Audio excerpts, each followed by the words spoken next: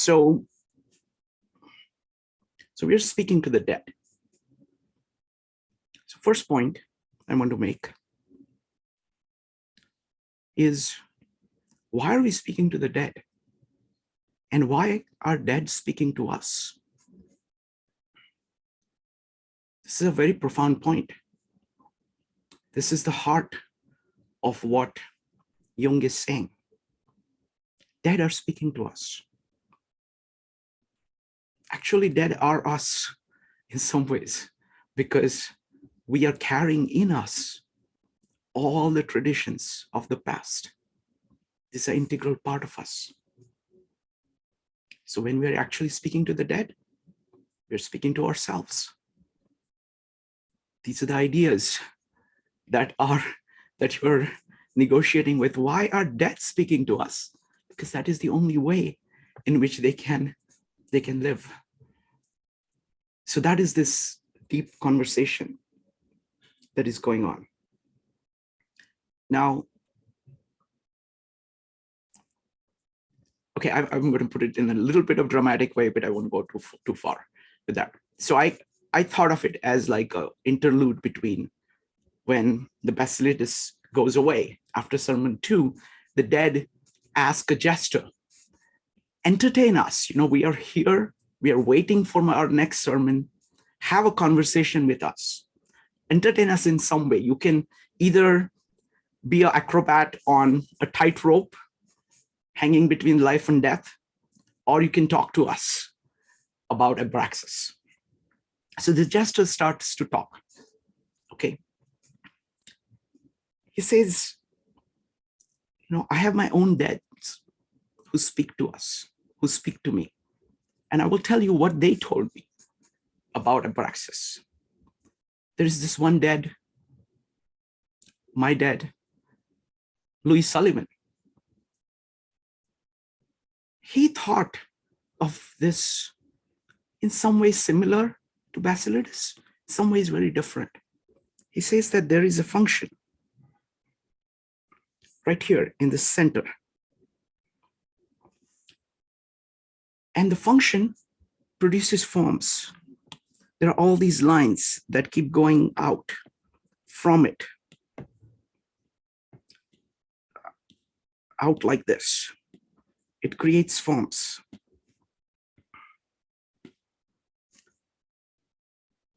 And the forms ought to follow the function, but many times they don't.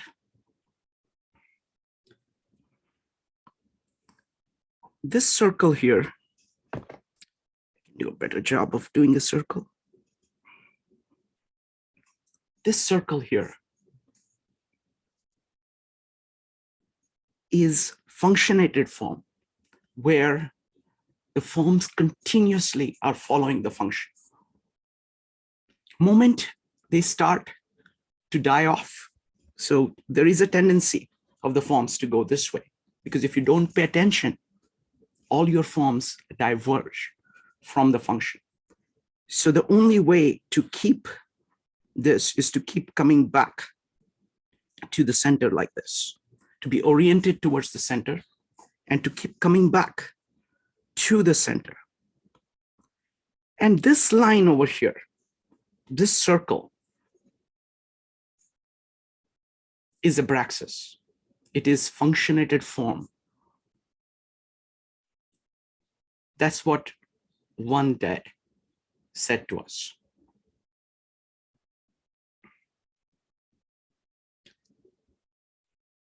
There was another dead, Rudyard Kipling. He called this line if. He called it if. And just like Abraxas actually means 365, you do this all the time. This is sustaining action. He says, can you fill a single minute with 60 seconds of distant run?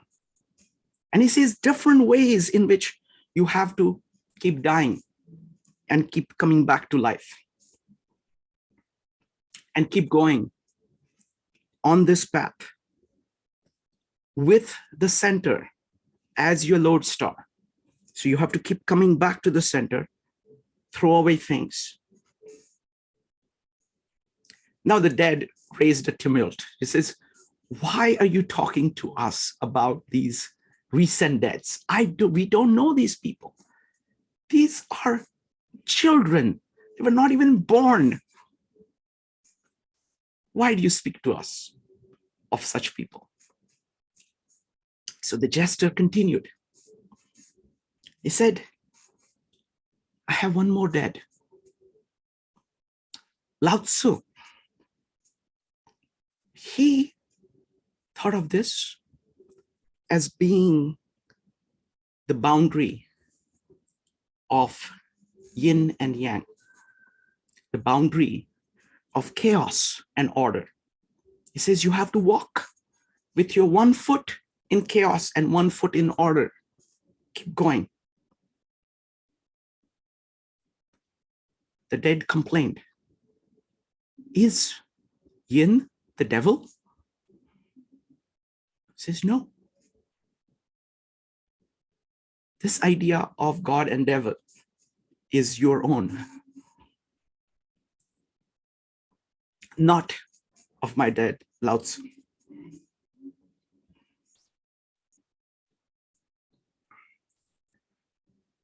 I will speak of one more dead, Vyas.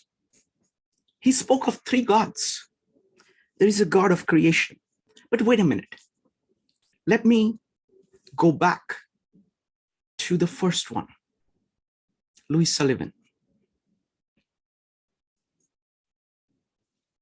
Think of this. Abraxas is life. This center here is the seed. It is creation. All life starts here. While it is moving this way, it is a sapling. This circle here, the great circle, is the flowering and fruiting tree that is continuously generating fruits that are coming back to the center. There are leaves that fall off. They fall off, but they don't go into the void. They come back as nutrients back to this tree. So this is the flowering tree. Of course, the dad said, you are very funny. You're comparing a god to a tree. How ridiculous. Okay, if you insist on hearing of gods, here are the three gods. Of Vyas, there is Brahma, the creation that is right here in the center, that keeps creating things. There is Shiva, who keeps destroying things that are no longer serving the purpose of life. And this circle, the great circle, is Vishnu, the god of sustenance, who balances both creation and destruction to keep the world going. This great round is also the Ouroboros that keeps eating its tail. It keeps eating whatever it has produced in the past. And in eating itself, it eating its own dead, in sacrificing whatever no longer serves the center. It grows and keeps growing. It is the phoenix, keeps dying and being reborn again, and keeps going like this. Okay, enough of this nonsense. Who are these gods who are these dead that you speak of? We cannot even pronounce their names.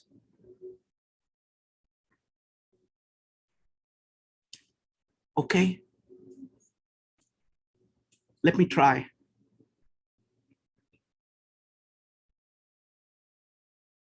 So you will hear only of your dead and of no other dead. Yes, all other dead are dead to us.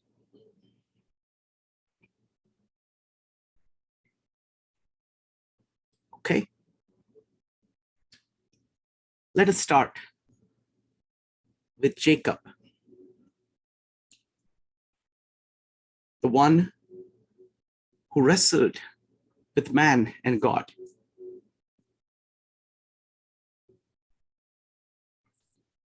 One who was cast out and had to spend 7 years and 7 other years,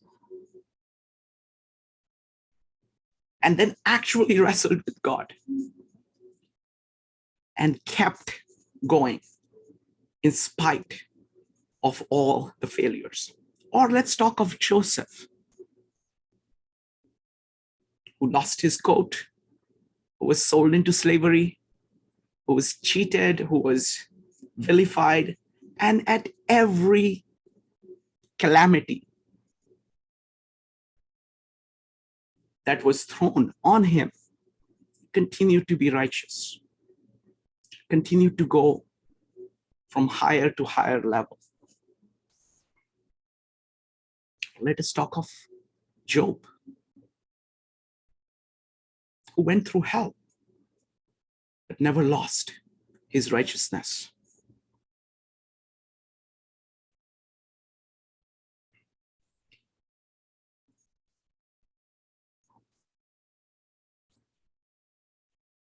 Again, you're being funny.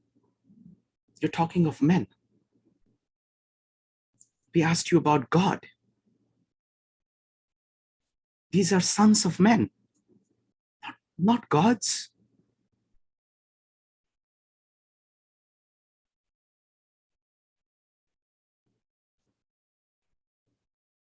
Okay, you see this circle? This is the circle that Moses held up, raised on a pole.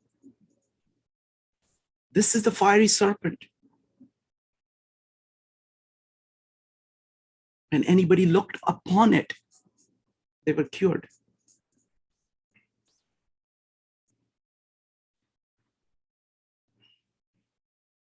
And he was pointing to something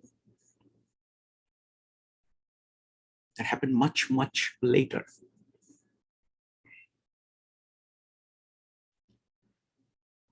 Okay, you're still talking about men, sons of men. Is that all you have to say? That Abraxas is like a man?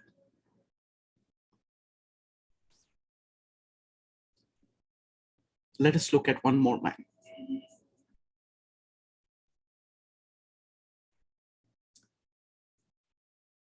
Who's also God. Jesus. Wait a minute. Jesus is nothing like these tortured people that you spoke of.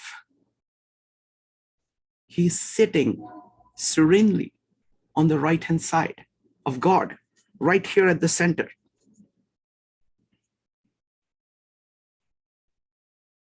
Yes, you can read the Bible that way.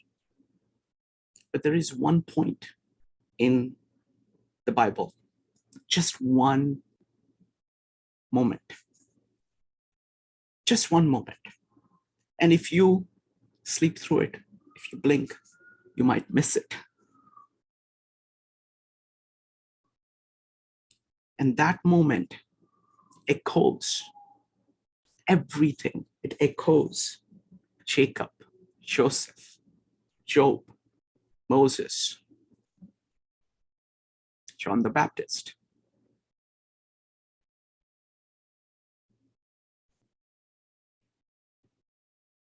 It is the cry, my God, why have you abandoned me? It is the moment of death, and it is the moment of life. It is the cross. which brings together full meaning of good and evil by taking on all the evil, facing all the evil. It is fully implementing and eating from the tree of the knowledge of good and evil. That is the horizontal, and thereby achieving eternal life, the tree of eternal life. It is a moment of death, it's a moment of life. All in one. It is full of agony, it is full of ecstasy, it is full of self-consciousness.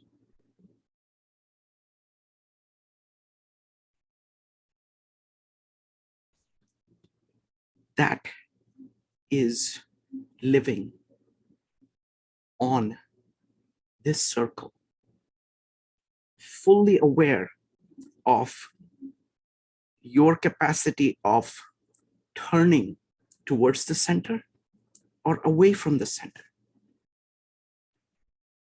That moment is the same moment of if. It is the same moment of standing with one foot in order, one foot in chaos.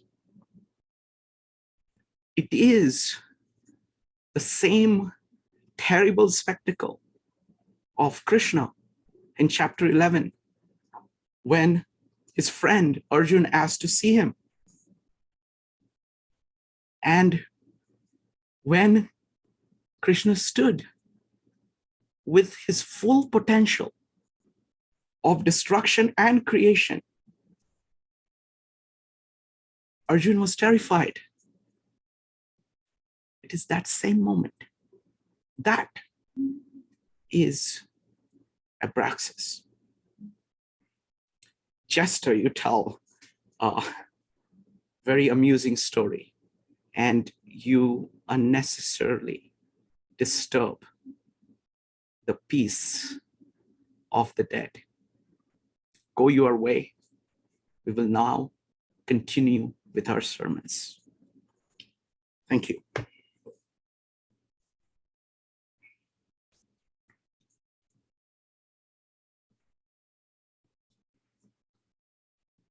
All right. Thank you, folks, for, if you have any comments, you're welcome to type exclamation mark.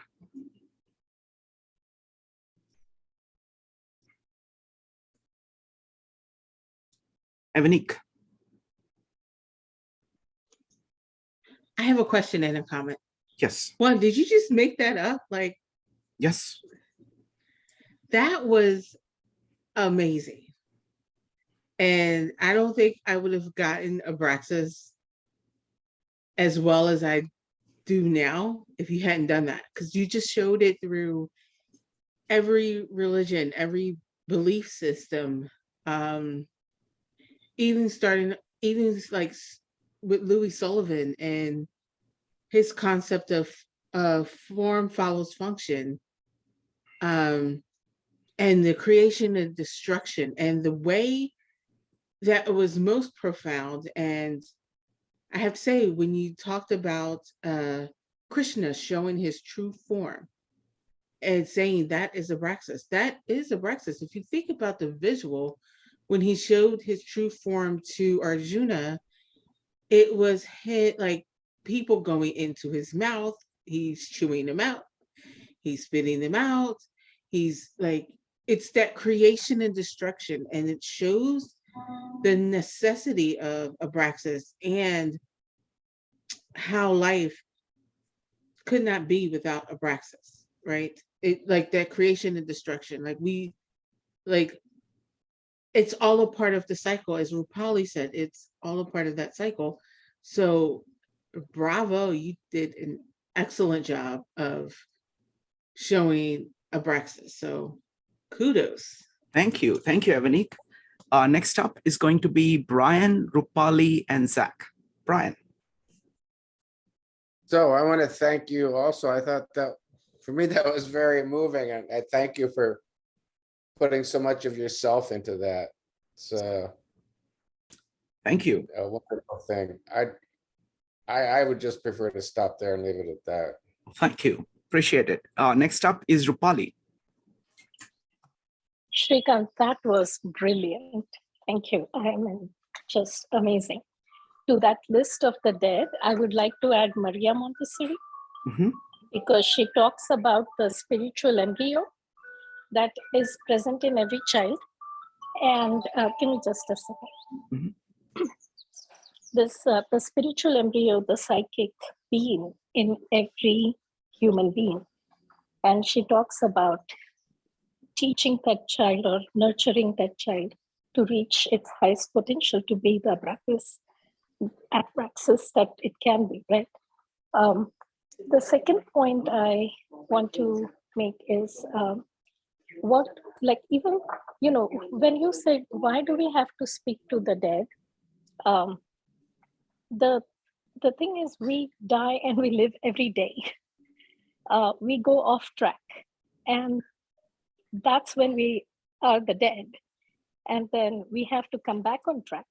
And to have this idea that there is a balance between, you know, that you have to achieve on a daily basis, that gives you that sense of forgiveness, the feeling of forgiveness, that it's okay, I can get back on track. And I think that's a very much Hindu mindset that I see. Like, now that I'm in India, I see that, like, yeah, that's all right, just, yeah, you'll be all right. And that feeling that you don't have to always be perfect is such a relief. So I like that. And then the last thing I want to ask is, how can this become part of education? Because now that I'm working with my nieces and nephews, and we've been looking at Aurobindo's writings about the Gita, it's part of their curriculum in many schools, that, you know, it's taught as a character building moral thing. And I see that's missing in the traditional schools in the US. So I'm just wondering, what's a good way to, and this question is for the whole forum, because there's so many wonderful people here. Thank you. Let's do one thing. Let's keep the education for another day. I want to focus on this concept, but thank you so much. I want to add one thing. The concept of dead that Carl Jung has is profound. You are dead, you know, your past is dead. And if you keep doing what you have always been doing without the awareness of it, then you're just following the dead. Dead is not all negative. Louis Sullivan is dead. Carl Jung is dead. Carl Jung is speaking to us. We are going through his ideas.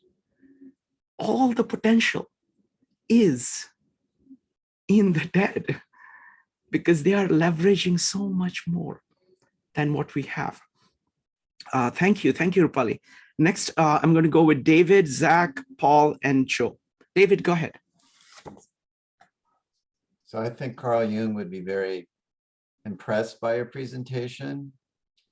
You know, when he was starting his practice, he used the free association with words with his patients. His first book was retitled Symbols of Transformation. And what I was experiencing while you were talking was the symbol of Abraxas was triggering in you this incredibly profound reaction. And you had the courage.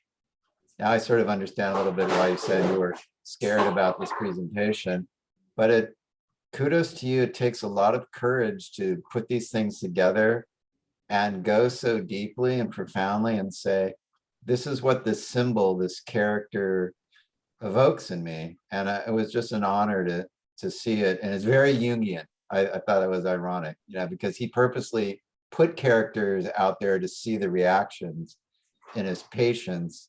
And that was amazing. So thank you for that. Wonderful. Thank you, David. Really appreciate that. Thank you. Next up is Zach, Paul, and Joe. Zach.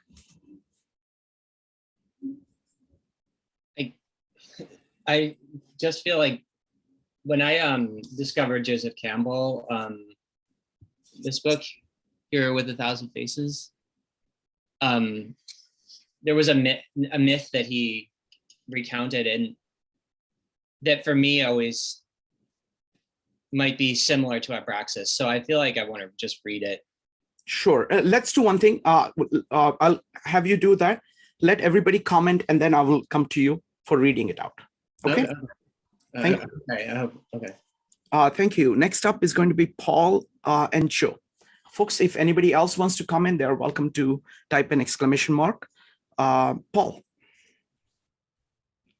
Yes, on my chat, I see David. Did you miss David, or am I misreading the chat? I don't want to miss. I'm keeping track of everything. Go ahead. Okay, thank you. I just wanted to make sure nobody was left out. But I am glad I came tonight, Shrikant, because I haven't been to any of the meetups except the poetry meetup for a while. So I don't know if you've been doing this regularly, but there's a way you used to talk about, and I saw your previous meetups on the diagram you had created of consciousness, and you talked about the circle and the diversion. I think you had Jung around Jungian concepts on each of the poles of the outer circle. And it was done, your presentations were fascinating with a lot of enthusiasm. But tonight I saw something, I saw your soul, Shrikant. I've never seen, it's like you took the poetry meetup and brought that here. So thank you. That was what amazed me. It wasn't just the intellectual enthusiasm which characterizes you, but your heart and soul. So wow. And I feel like, tell me just a quick question. Sure. My mind went back to the Greek tragedies and the chorus. Now, I'm not an expert on those, but I sort of felt like you were honoring sort of an ancient tradition of philosophical exposition in the way you wrote it. Like you were dialoguing with the chorus who was commenting on you as the actor. I got that vibe. Am I off the base, or was that how you thought of it? No, I was just taking the, this is the first time I've tried to write anything, or, I did not even write the whole thing down. I just had bullet points and just wanted to speak it out this is the first time I'm doing something which is artistic kind of presentation. So it was, and I'm glad everybody seems to have enjoyed it. I think, and I basically used the idea of this conversation, that this is the same idea that Nietzsche, this is originally from Nietzsche in Das Speaks Zarathustra, the people going back and forth with somebody who is speaking. The same is being used here by Jung. So I was using the same one, and I found that, I do not have the capacity of giving a sermon, so I would rather have a conversation. So I thought having shorter back and forth and the other party talking back.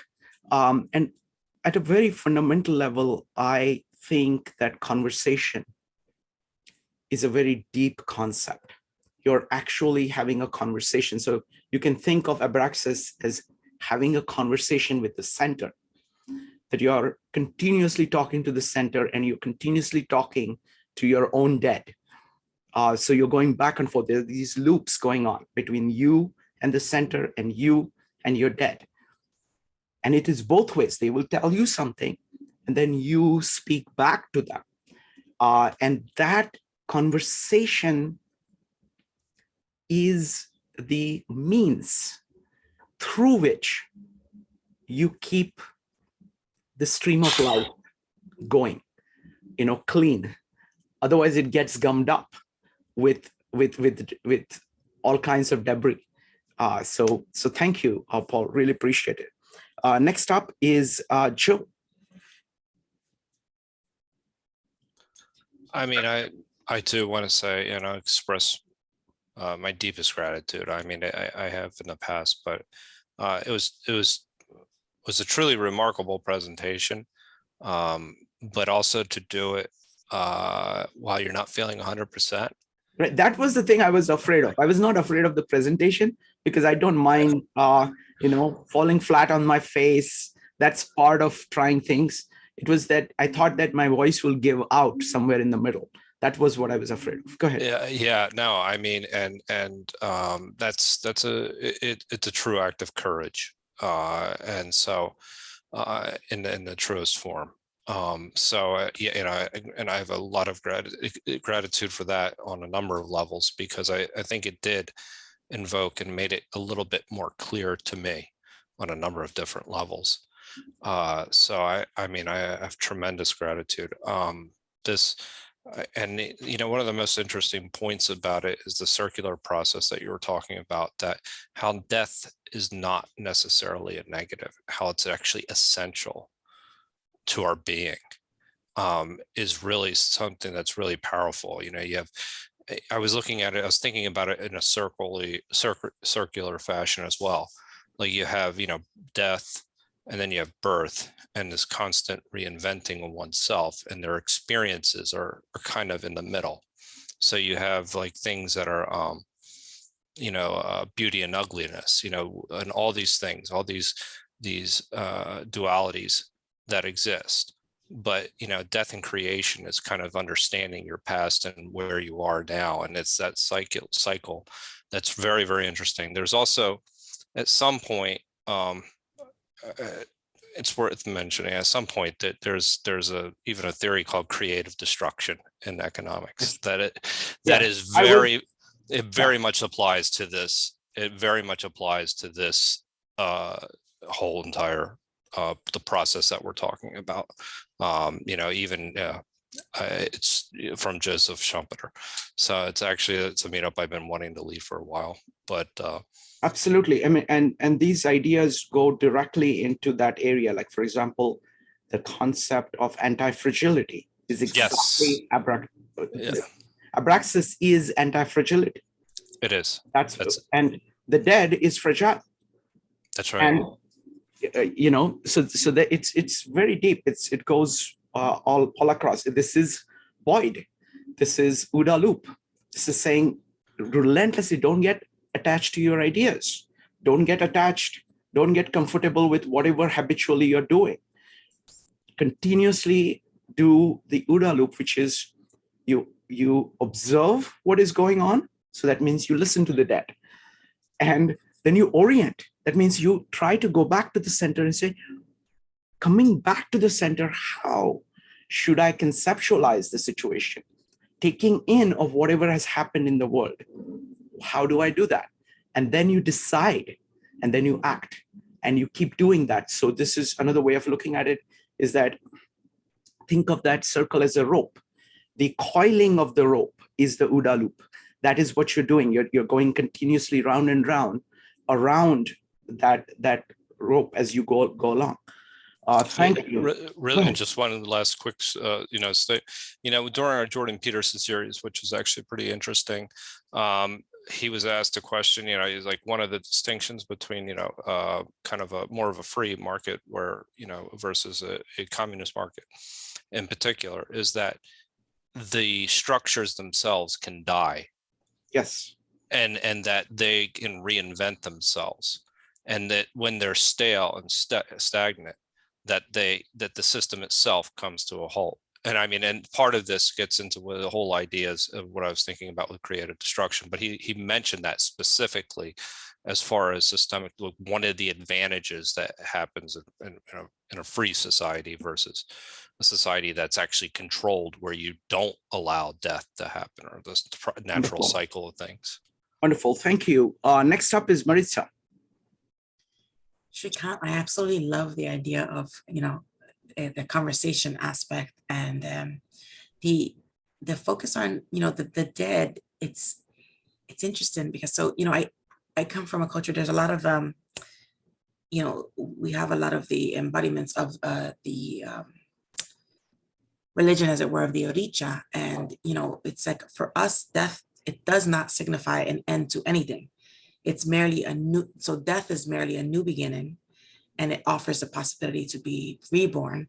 And that's actually what came to mind as you were dancing for us, because it's a fascinating, not all philosophical thoughts include this reminder that that your ancestors kind of color everything. And so I really appreciate looking at it from that aspect. Honestly, when I read the sermons, the 7 sermons for the dead, the fact that he was speaking to the dead almost was like a backseat for me of so many other concepts, but you kind of brought it more into the front for me. And I think it gives just an extra bit of weight to this idea of, at least in my mind, the idea of it being both, within and without, for the perspective of it's impossible for each of us as individuals to be who or what we are without our ancestors. But the same is also true of everything that exists out and around us. So this concept of Abraxas, he's speaking to the dead, but he's also speaking for the dead, which I just think that that's like a great aspect to focus on. And now I want to reread the sermons and look at them with that more closely in the front of my mind. Thank you. Wonderful. I want to elaborate on one point about speaking to the dead. In the deepest sense, in Carl Jung's thought, when you're speaking to the dead, you're speaking to the unconscious, both personal unconscious and the collective unconscious. Means you're talking to the entire history, our evolutionary history, our cultural history. And you're bringing all of that. You're listening to all of that. And you're speaking to all of that. You're choosing which of it you want to manifest in your life. You're open to everything, basically. If you're not listening to your unconscious, your conscious is very impoverished. It has only what it has. It is very limited. So this concept of listening to the dead and actually having conversation with the dead is actually a metaphor for the proper relationship between the unconscious and the conscious. David, go ahead. Yeah, it took me a long time to wrap my head around what he meant by the dead. And I think you're right on. It's really memory. That's really what it is to me. It's fascinating. It's profound that psychologically we're passing on memories from generation to generation. So if I'm watching my grandmother as a little kid bake something, I have a memory of that. And if she passes away, she's technically dead. But I have a memory that I can reference of the image as if she's alive, baking a pie. And I go, oh, I remember how grandma did that. So that to me is, the body knows how to recreate lungs and organs. So that to me was so profound, where Jung's saying it's not random chance evolution. It's a passing along from generation to generation, this collective memory. When I really stop to think about that, it's awe-inspiring, because it's like, it's just in plants, in every animals, in human beings. It's really a transfer of this collective memory that they no longer exist. So that's the dead, but we're in constant communication through our memory. So it's very profound to me.